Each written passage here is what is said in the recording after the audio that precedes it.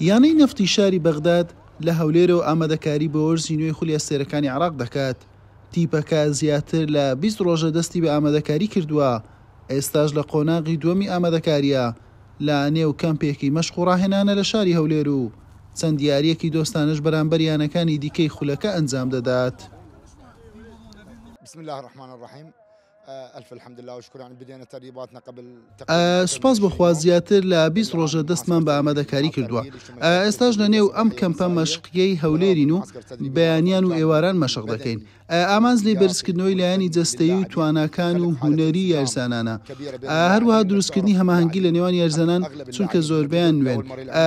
هەروەها ئێمەش وەک ستافی ڕاهێنەران کاتی زۆرمان پێویستە تاوەکو بیرۆکەکانمان بە یارزانان بگات. هیوادارم زۆرترین سوود ببینین چونکە دوای ئەم کەمپە ڕاستەوخۆ دەگەڕێینەوە بۆ بەغداد و خول دەست پێ دەکات. 5 دیاری دۆستانش ئەنجام دەدەین لێرە. لتثبيت الجوانب التكتيكية والجوانب الفنية والبدنية ونطلع بأقصى فائدة ممكنة. دوو لەسەر سێ پێکاتە یانەی نەفت گۆڕاوە و یاریزانی نوێی لە خۆگرتووە. هەروەها ستافی ڕاهێنەرایەتی یانەکەش بەڕابەرایەتی عادل نەعیمە نوێن. بەڵام ئەحمەد سەبڕی تاکە یاریزانی کوردی تیپەکە بۆ سێم وەرزی لەسەر یەک لەگەڵ نەفت بەردەوامە و دەیەوێت لە لووتکەی ئاز دەربکەوێت. من ئەوە ساڵی سێمە لە نادی نەفت تاوقع دەکەم.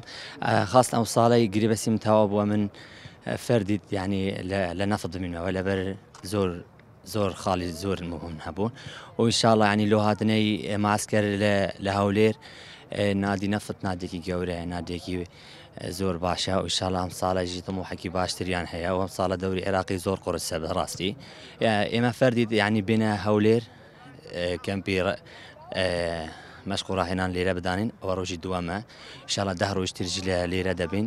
لە چەند یاری دۆستانە هەیە لەگەڵ یانەی هاتینە باژێ هەولێر.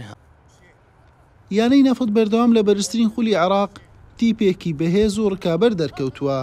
بەڵام دوو وەرزە ئەنجامەکانی تیپەکە لە ئاست خولیای کارگێڕی و هاندەرانی یانەکە نییە و لە خوارەوەی تیپەکانی ناوەڕاست دەبیندرێن. هەر بۆیە بە ئامانجی نوێبوونەوە گۆڕانکاری زۆریان کردووە. حوسێن محەممەد کەناڵی پێام هەولێر.